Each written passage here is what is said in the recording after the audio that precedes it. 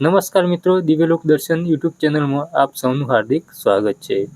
નવું ઘર એટલે જીવનનો નવો અધ્યાય, અને આ નવા ઘરમાં જ્યારે કુંભ સ્થાપના અથવા ગરબા પધરામણી કરવામાં આવે છે, ત્યારે મા લક્ષ્મી અને સર્વ દેવી દેવતાઓના આશીર્વાદ સાથે ઘરમાં સુખ, સમૃદ્ધિ અને સકારાત્મક ઉર્જાનો પ્રવેશ થાય છે.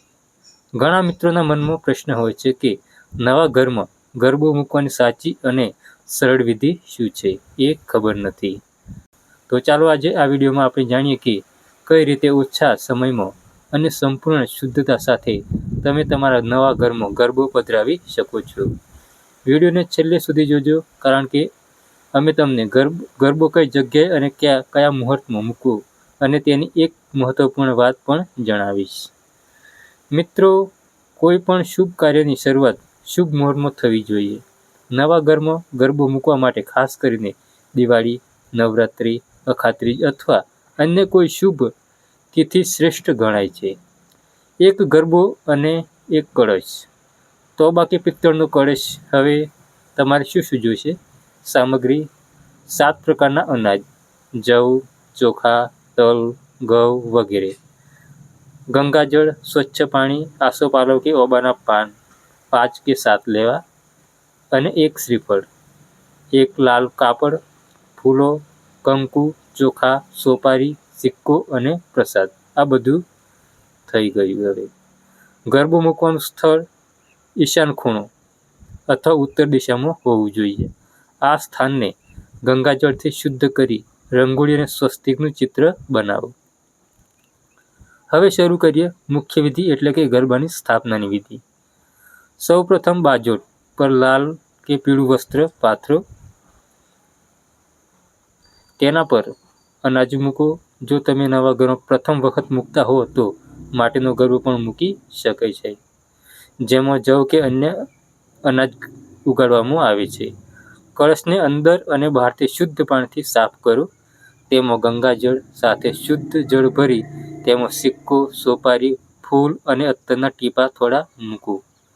હવે સર્વ દેવી દેવતાઓને યાદ કરો. આંખો બંધ કરીને મંત્ર બોલો.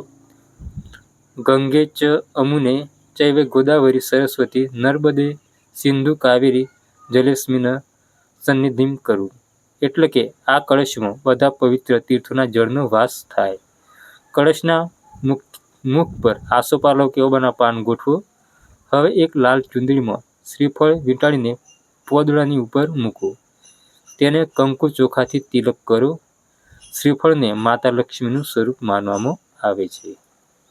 આ રીતે તમારે પવિત્ર ગરબાની સ્થાપના થઈ ગઈ છે. હવે ગરબો સ્થાપિત કર્યા પછી તે સ્થાન પર બાજોટ પર ગણેશજી અને કુળદેવીની મૂર્તિ કે છબી મૂકી શકાય છે. કળશનું પૂજન કરો. ચંદન, ફૂલ, ધૂપ, અગરબત્તી, દીવો અને પ્રસાદ.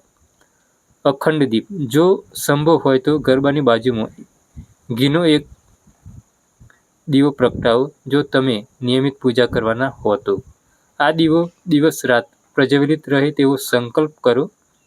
2 હાથ જોડીને માતાજીને અને કળશમાં સ્થાપિત દેવી દેવતાઓને પ્રાર્થના કરો.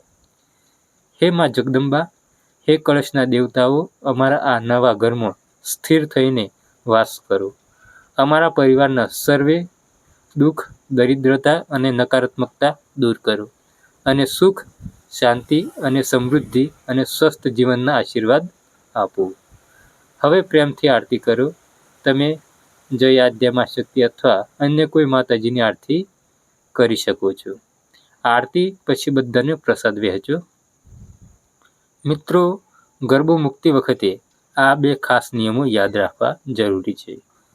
ગરબો જ્યાં સુધી ઘરમાં રહે ત્યાં સુધી તે સ્થાનની પવિત્રતા જાળવી. પૂજા દરમિયાન ખોટા વિચારો કે વાણીનો કે શબ્દનો ખોટો ઉપયોગ ના કરવો જોઈએ. નવું ઘર જ્યારે સંપૂર્ણ તૈયાર થઈ જાય, રહેવા લાયક હોય, ત્યારે જ આ વિધિ કરવી જોઈએ. આ વિધિ માત્ર દેખાડો નહીં, પણ આસ્થા અને શ્રદ્ધાનું પ્રતીક છે. હવે જાણીએ વિસર્જન ક્યારે કરવું. નવા ઘરમાં કાયમી રહેવા ગયા પછી જ્યારે પહેલો તહેવાર આવે, જેમ કે નવરાત્રિ, ત્યારે કુંભને ફરીથી નવરાત્રિના નિયમો અનુસાર સ્થાપિત કરો.